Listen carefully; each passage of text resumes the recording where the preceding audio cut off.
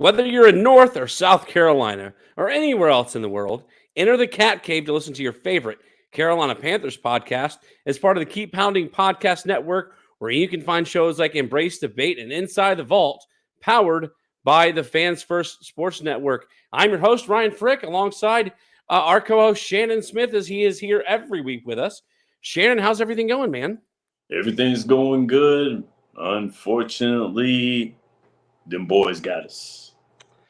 Yeah, it's listen, I don't know how else to start the show other than yeah, just another bad week for the Carolina Panthers as they fall this time at home to the Dallas Cowboys. But here again, the defense is not the problem. I feel like the defense is getting better every single week. They held Dak Prescott to under 200 yards passing.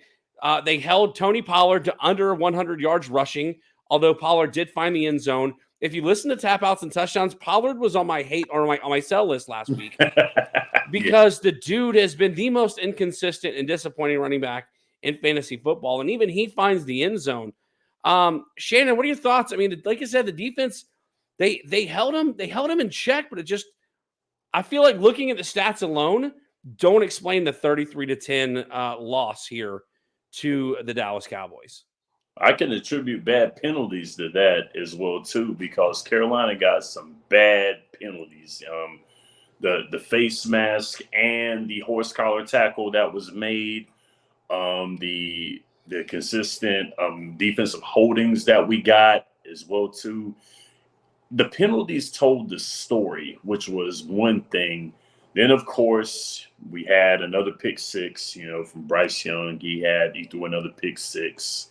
We had some inconsistent play from the passing game as well. And, of course, Micah Parsons, who took some digs at my 49ers. So I don't really like the guy on one hand, but you can't deny that he's not a beast. That dude's a beast, man. And he had a great game on the defensive end. It was just, Dallas they didn't really bring a lot of blitz packages. Their front four was just beating the lineup all day long. And that's just what did it. So on the offensive end, and Dak Prescott, had a good game. I think the media is kind of getting off of Dak Prescott and getting on to Josh Allen a little more, because Josh Allen has consistently been throwing interceptions this year. But Dak Prescott seems to shoulder a lot of the blame for throwing inconsistent interceptions. But Josh Allen has led the league in interceptions the past few years. But no one says a word about that. But you know that. I mean, if you look at the Cowboys' offensive stat line, again, we mentioned Prescott under 200 passing. He did find the end zone twice. Mm-hmm. Pollard under 100 yards, but he did find the end zone once. Brandon Cooks, your leading receiver in this game with 42 yards receiving. Yeah. But CeeDee Lamb was the one that got in the end zone here again. It seems like. But I will say this, though. And I forgot to say this here. The offense, the running game, I think kind of exploited Dallas's defense, which was one thing, because Chuba Hubbard was getting some yards. Miles Sanders was getting yards on the ground. I mean, the running game was what was doing it for the offense, although they got into the end zone via the pass. Yeah. The running game did very, very well and was a good factor today, because until the tail end of the second quarter, it was a manageable game for the Panthers. They were only down 7. Yeah, it was close. But then that timely touchdown came right before the end of the first half, and that's where the snowball came. Yep. Where the wheels fell off, as they say. Yeah. Before we move on to the offense, I do want to talk about the offense and the run game specifically. Yes. When you look at the Dallas Cowboys, they were able to stay on the field 7 of 16 on third downs. And they played as close to perfect football as they can. Only 5 penalties for 45 yards. Didn't kick themselves in the foot too much in this game. But like you said, going over to the Panthers offense, Bryce Young, unfortunately to say, doing more Bryce Young things. Yeah. Threw for under 150 yards in this game. Did have a touchdown, but he did have that pick six. We're gonna hold off on talking about what the offensive line couldn't do for him. Let's talk. Let's first go to the running game because we saw a reemergence of Miles Sanders in this game. Yes. Almost a perfect carry share between Chuba Hubbard and Miles Sanders. Chuba Hubbard, 57 yards on 10 carries, almost 6 yards a carry. Miles Sanders actually got an extra carry, 11 carries for 57 yards, for 50 yards, 4.5 yards per carry for Miles Sanders. So with Frank Reich assuming play calling again this week, we saw more of a dedication to the run game, which is what we've been asking for from the jump. Like if you don't establish a run, we talked about it on this show last week. Yes, we that did. If you do not have a balanced offense, you are going to continue to get blown out in games like this. Yes. The only difference is this week they weren't balanced because they couldn't throw the ball. I mean, 16 completions for 123 yards. I don't know the quick math there, but that's not a lot of yards. I mean, that feels like a lot of dump offs, yes, a lot of short crossing patterns, a lot of short slants. Yes.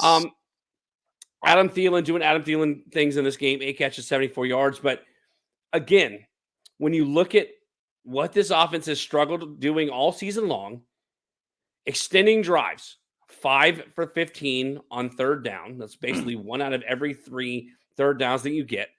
And the penalties killed the Panthers. 8 penalties for 90 yards. You alluded to it a minute ago. You talked about Dallas's front four getting behind the line the whole game. Bryce Young took 7 sacks in this game. I asked a few weeks ago, is it time to see Andy Dalton come in and just sort of salvage the season? And you made the point that Andy Dalton doesn't have the mobility. He doesn't have the creativity with his feet, that Andy Dalton will be drinking through a straw. Listen, it's hard to believe that the Panthers ran for 107 yards between their 2 running backs, but couldn't protect Bryce Young. Watching this game, did you see this as a Bryce Young holding the ball too long? Or was it just whenever Dallas knew a pass was coming, were they just all over it and just absolutely all over Bryce Young?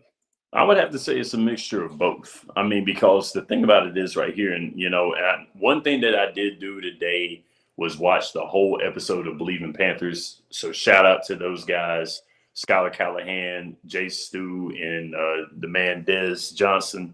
And it was good, man. It was a good episode. And Jonathan Stewart hit the nail on the head in Jurassic Park with the raptor in the kitchen.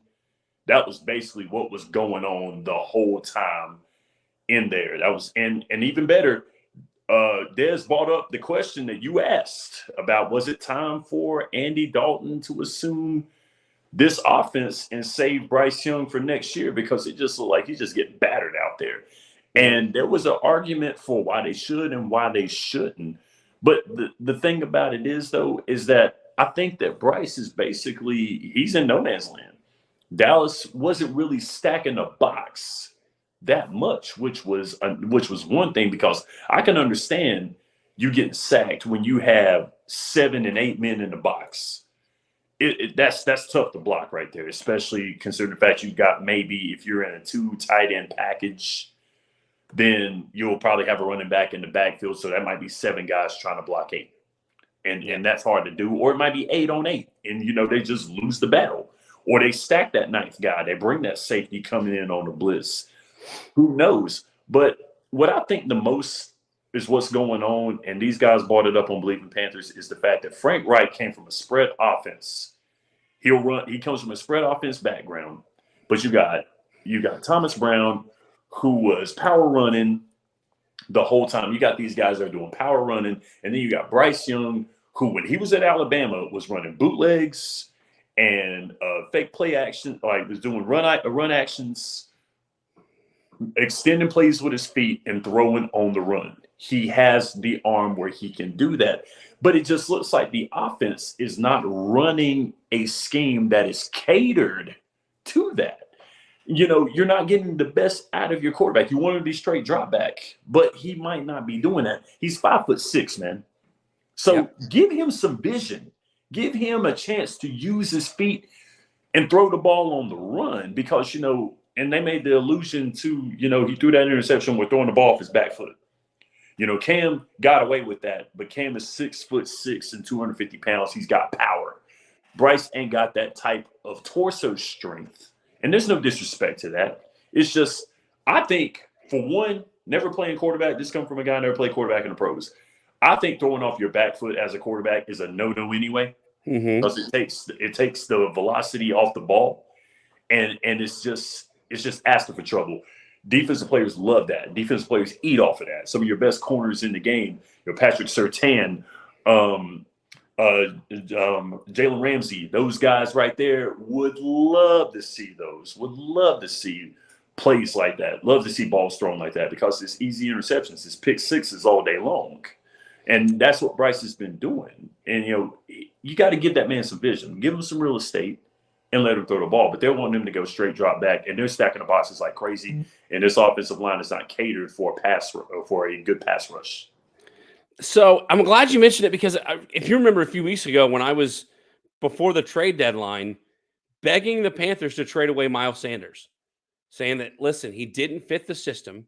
Yep, he's a great running back, a very talented guy, but he just didn't fit the system. Which is why Chuba Hubbard was getting the bulk of the carries, why Chuba Hubbard was leading the team in carries, why he was great out of the backfield because he fit this offense, he fit this team. And so to your point, for this doesn't seem like the type of offense that fits Bryce Young. And I wanted to get to this question second after the recap of the game, but it brings me to a question. Are we looking at coaching changes in the offseason?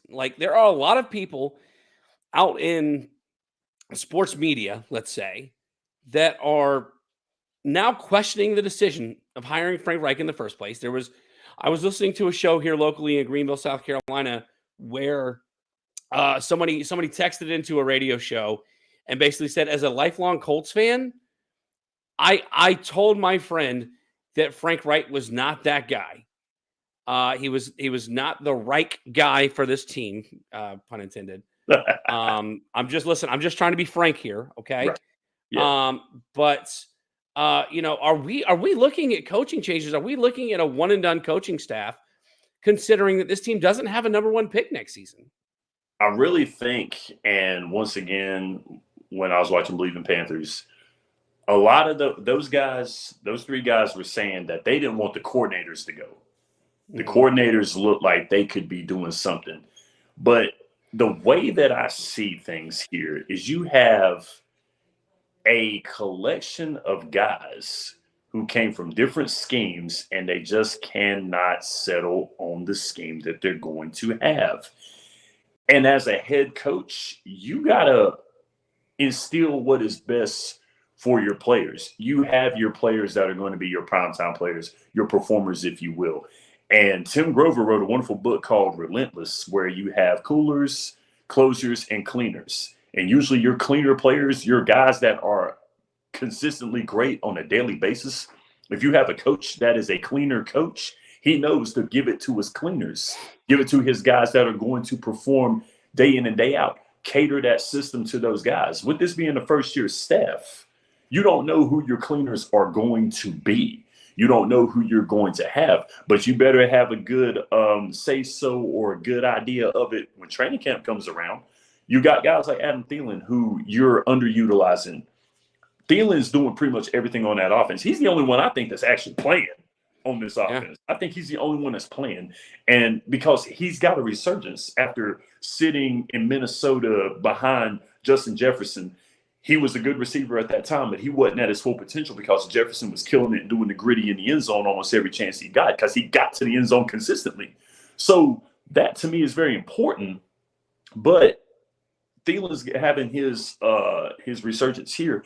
But I really think that if the coaches do change, you may lose the coordinators if Frank Reich is gone. You may do that.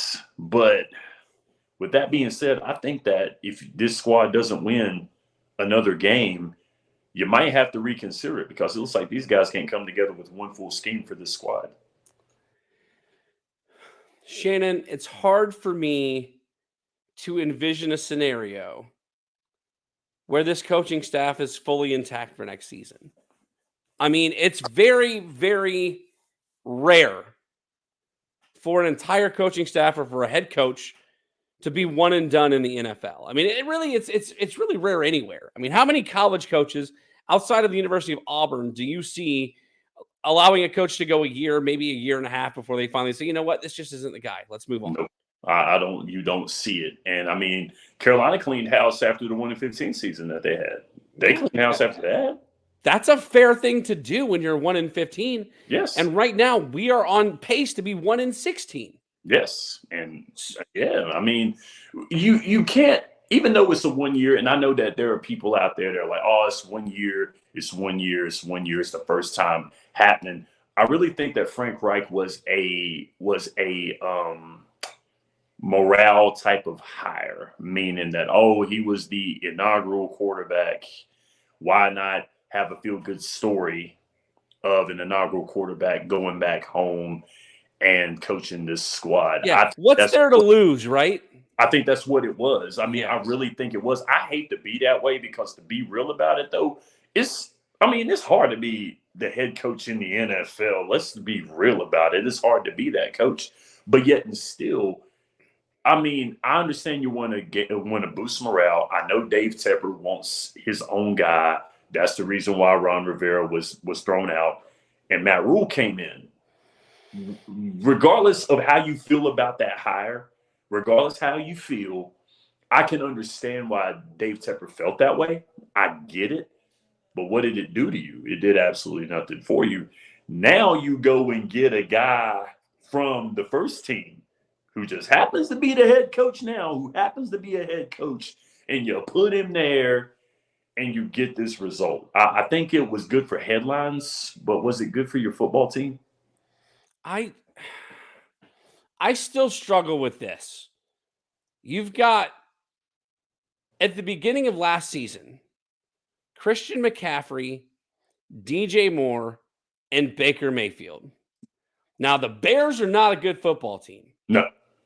But DJ Moore has been the shining star of that offense, with or without Justin Fields on the field. Yes.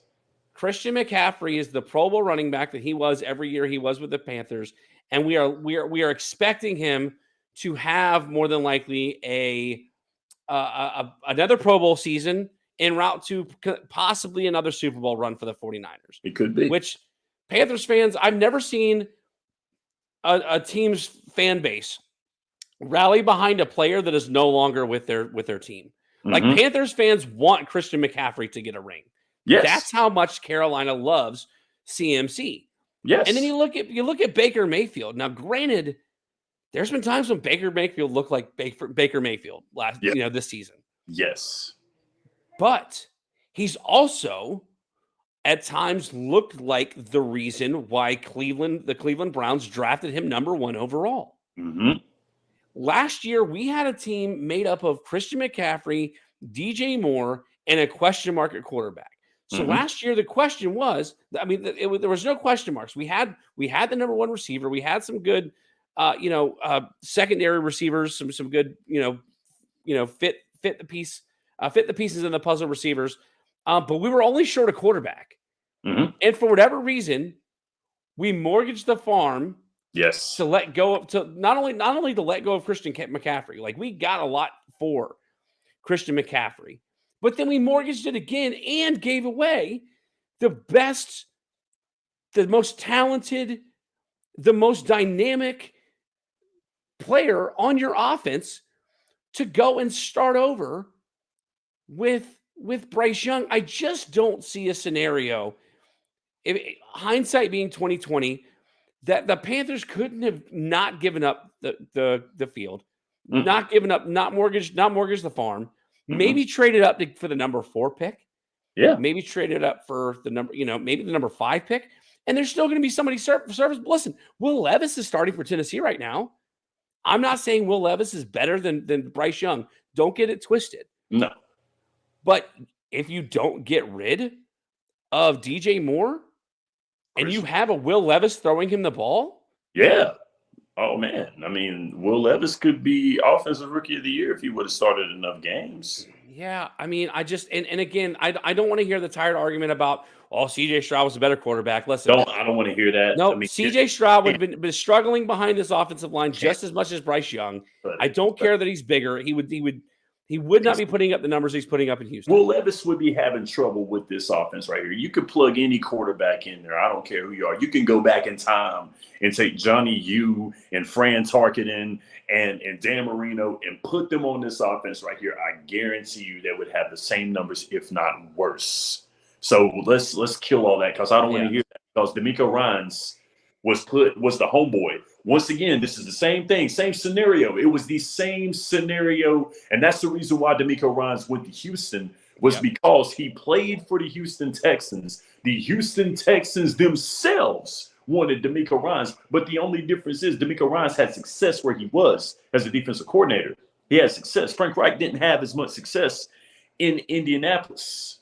But once again, you plug the homeboys in there. But this squad was centered around D'Amico Ryans. This squad came together for their coach, and D'Amico Ryans had something to do with that with his players, and look at the outcome that they're getting. It's that locker room that you have to get under control as a head coach. I don't care what anybody says. If you have the locker room morale, if you have it in that locker room, hardly no team can touch you. San Francisco has it. You can tell that they have it because George Kittle is heart and soul of that locker room, regardless of what type of game he has. He's heart and soul in that locker room. You can go to pretty much any team and you can find the heart and soul in that locker room. Tua is the heart and soul in Miami. Yep. Even Aaron Rodgers is hurt. Is the heart and soul in New York Jets locker room? I'm pretty sure he is. I mean, you don't have that locker room presence in Carolina. And I think that's what's hurting Carolina to death is because there's really no true leadership player-wise. Yeah. I think these guys are going at each other. They're going at each other's throats right now. I don't see anyone on that team. Adam Thielen may be trying in there, but they're looking at him like, who are you? Yeah, to your point, I think that's the reason why they brought Adam Thielen and Hayden Hurst in there is to bring that leadership. And for whatever reason, they're not doing it. Real quick, I love watching George Kittle throw up the Cero Miedo or Cero Miedo. If you're not a wrestling fan, you don't get it. There's a wrestler, Pentagon Jr., yes, sir. Otherwise known as Pentagon El Cero Miedo. Cero Miedo, meaning no fear. And he throws up like the Cero Miedo whenever he does stuff. And George Kittle is a huge wrestling fan. I actually met him at WrestleCon in New York City a few years ago when I won my fantasy league. I approached him and I was like, "Hey, are you George Kittle?" He's like, "Yeah." And I was like, so I need to thank you because I won my fantasy league after I traded for you in week 3. And he's like, "Well, where's my cut?" I was like, "Dude, you make more money." I said, "You make more money talking this sentence than I made in my fantasy." Come on. But good stuff there. So let's get back to Panthers talk because the one thing that we expected to see, this was a growing year. Yes, we wanted to see growth and improvement with this team, which begs the question, do we see improvement week to week by this Panthers squad? We know that a couple weeks ago, they finally got their first win. Mm-hmm. And we know the defense has been playing well enough to keep the Panthers in games, at least for a little while, until, again, when you have an offense going, 5 for 15 on third down, and you've got the defense on the field the whole game, yes, you're going to run into issues. Do you see improvement from this team week to week? I see small strides. It's not totally out of the question saying that the squad is not improving. There are certain areas there are. Special teams is doing very well. Special teams but it's a field position game. But I think that more of the mistakes and the blunders are overshadowing the improvement that you're seeing on the defensive side of the ball because the defense is holding this squad together. Offensively, it's up and down. I really don't. I see small improvements, but I think that the blunders are overshadowing them. The fact that Bryce Young throws another pick 6, the fact that you can't get hustle plays out of these guys. Because I see players standing around a good bit. They're standing around. I mean, you got to make hustle plays. Guys got to throw blocks. Guys have to be able to chase down a guy during an interception. You got to do the intangible things. And I'm not seeing the intangible stuff on this squad. It's not because of, I don't think it's a fact of not knowing. I don't think it's a fact of not trying. It's just a fact of you're not getting that quality out of your coaching staff. Your coaching staff has got to get your guys going into that direction. And I'm not trying to throw it all on the coaches because coaches don't play the game. Players play the game. Coaches just give direction and they be coaches. But the thing about it is that you got to light a fire under those guys to where they want to make these plays. So you mentioned a second ago that there's plays where you're seeing a lack of effort. The pick six that the Cowboys had this week, the defender, and I can't say his name off the top of my head, but he leads the league. I think he holds the record now for the most pick sixes in a single season. But you're right. He was on his back, and nobody caught him. He landed on his back with the interception, and nobody caught him for the time to run it back. One could allude from everything that we just said, the lack of effort, the inability to chase guys down, the what we are seeing on the field, one could draw the conclusion that the coaches have lost their locker room. Do you see, I've already asked, do you think we see a coaching change in the offseason? Do you see a scenario where they let go of Frank right before the season's even over? They shouldn't. They shouldn't. Wait till the end of the season and go from there. I don't think now is the time for that because it would be the second year in a row that you've done that. And that's going to really lose your fan base, I believe. You know, this is the second year in a row that you cut a coach before the end of the season. Frank Reich lasts a little longer because they waited until this point of the season. But I don't think you should do it. I think afterwards you should really look at everything, although it's going to be painful to watch, painful to relive. But I think that you've got to let these guys finish out the year. If you're looking to change a head coach, let them finish out the year and then just go from there. I think everybody kind of is expecting it. They're like, okay, when are we going to do it? End of the season? Okay, everybody, here we go. That Monday morning when all the heads roll, that Monday morning, you know, I can't remember what they call it. I can't remember what it is that they call it. Is it Black Monday? Something like that. I mean, I'd probably say so. When the coaches that you know, the heads are going to roll, that's when you're pretty much holding the basket for the guillotine. Yep. For all the heads, to catch all the heads. And I think Frank will probably be there. I think he will. So having said all that, because we're coming towards the end of the show, the next question would be, looking at the remaining schedule, we're at the Titans this weekend, at the Bucks, then we're at the Saints. So we get 3 straight road games here, already with only 1 win on the season before you get 2 home games in the Falcons and Packers, and then you travel to Jacksonville, not that far of a trip, before they finish the season on the Bucks. What's the best case? I mean, what's the best case scenario for this team? I mean, do you see the Panthers winning more than what they've won already? I think that, I would focus on Tennessee the most. This week right here is the laser focus because you have a winnable game in Tennessee. You do. The Green Bay game looks like it could be winnable. You probably might end up stealing one from either Tampa Bay or New Orleans if they're lucky and they can get it through their thick skulls that they're playing a defense, they're playing their division, and that they could play party crash to one of these guys because Carolina has played party crash years ago. What's up, Matt Moore? So there's been times where they've done that. So I think their focus could be, let's crash these guys' parties. Let's mess up with Jacksonville. Let's mess with Jacksonville a little bit. Let's mess with Tampa Bay a little bit. Let's mess with the Saints because they could win the division, but one of them, we hold their fate in their hands. Yeah. Well, you talked about it. We get the Tennessee Titans on the road this week. Tennessee only a 3.5-point favorite at home. Sunday, 1:00 kickoff. You said that this is a winnable game. Do you see the Panthers pulling the upset this weekend? I would really hope that they would, but I honestly believe that Tennessee is probably going to find a way to win it at the last minute with the heroics from the field goal unit. I think Tennessee will win by 3. I'm not going to put the hat on this time because I put the hat on and looked dumb the past couple of times, except for one time I got it right. But the past 2 times I haven't. I think Tennessee is going to do it. I hate to say that, but D-Hop might have a little something to do with it because he's holding everybody accountable for not taking him. And I think Carolina was one of those squads that he's holding accountable. Yep. So I would say that. He's holding the 49ers accountable, but that ain't going to happen, dog. You might as well go ahead and sleep on that one. It ain't happening. Yeah. But 3 for Tennessee. I think Tennessee wins by at least 10 to 14 points.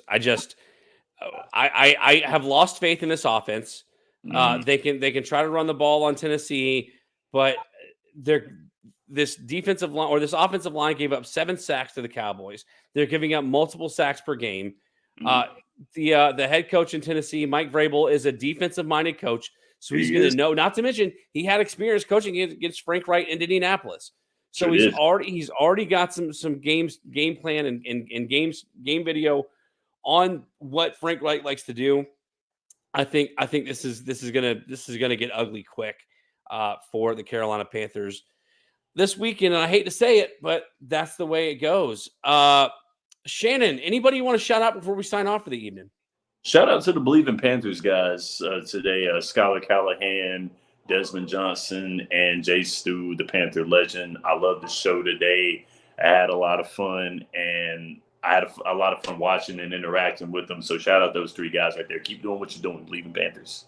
Good stuff. And Believe in Panthers you can find on the Keep Pounding Podcast Network, powered by the Fans First Sports Network. If you want to find me, I'm on Twitter at Tapouts and TDs, Facebook.com/Tapouts and Touchdowns. That's my other podcast where I do wrestling shows on Monday, live football shows every Wednesday at 8 o'clock on Facebook, Twitter, and YouTube. If you have not gone and done so already, go to Facebook.com/Tapouts and Touchdowns. Give the page a follow. We are officially 3/4 of the way to our first 1,000 fans, 1,000 followers, I should say. So really excited about that. And excited about the upcoming weekend because this is Thanksgiving week. We've got 3 games on Thursday. We've got a game on Black Friday, and it is rivalry weekend in the world of college football. So if you are depressed about watching another Carolina Panthers loss this Sunday, there will be plenty of football that will take your mind off of it until the game kicks off. But until then, you may now exit the Cat Cave. But make sure you listen to more content on the Tobacco Road Sports Radio's YouTube channel and more Carolina Panthers-themed podcasts on the Keep Pounding Podcast Network, powered by the Fans First Sports Network. For Shannon Smith, I'm Ryan Frick, and we'll see you next week right here inside the Cat Cave.